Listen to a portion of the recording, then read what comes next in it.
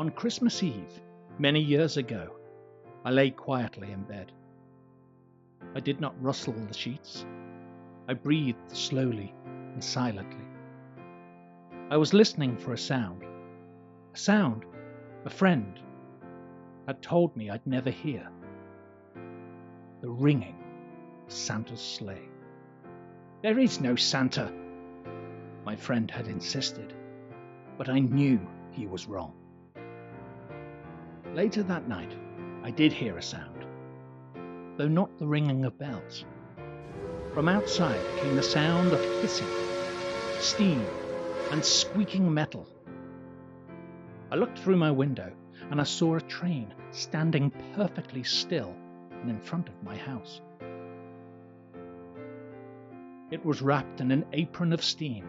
Snowflakes fell lightly around it. A conductor stood at an open door of one of the cars. He took a large pocket watch from his vest, then looked up at my window. I put on my slippers and robe and tiptoed downstairs and out the door.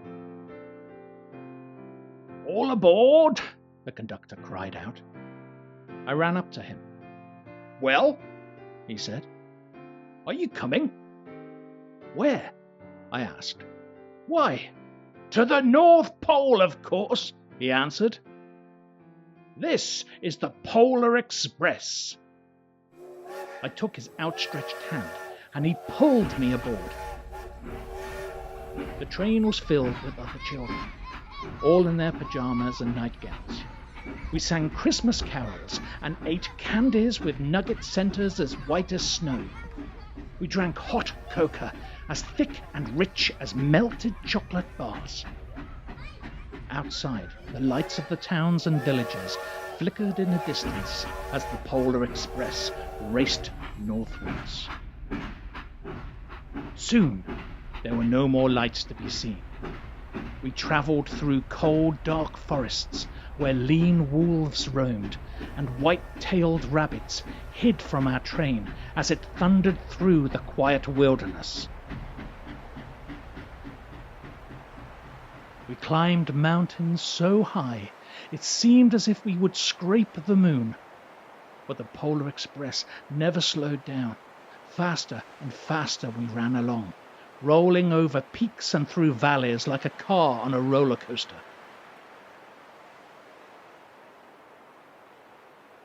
The mountains turned into hills, the hills into snow-covered plains. We crossed a barren desert of ice, the great polar ice cap. Lights appeared in the distance. They looked like lights of a strange ocean liner sailing on a frozen sea. "There," said the conductor, "is the North Pole." The North Pole.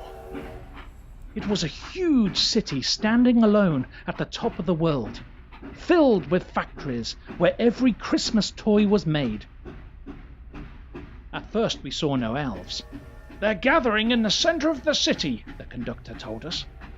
"That is where Santa will give the first gift of Christmas." "Who receives the first gift?" we all asked. The conductor answered, "He will choose one of you." "Look!" shouted one of the children. "The elves!" Outside we saw hundreds of elves. As our train drew closer to the center of the North Pole, we slowed to a crawl.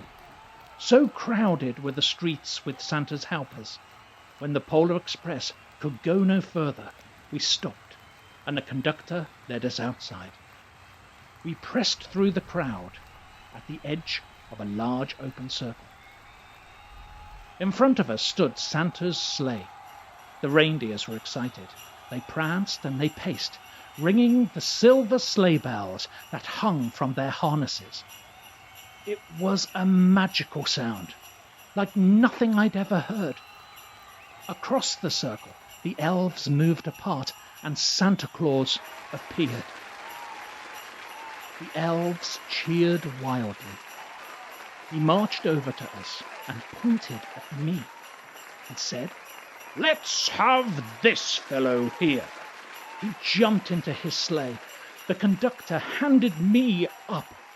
I sat on Santa's knee, and he asked, "Now, what would you like for Christmas?" I knew that I could have any gift I could imagine, but the thing I wanted most for Christmas was not inside Santa's sack.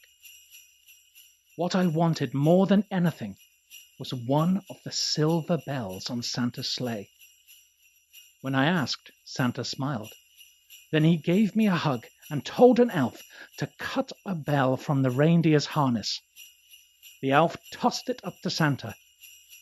He stood holding the bell high above him and called out, "The first gift of Christmas."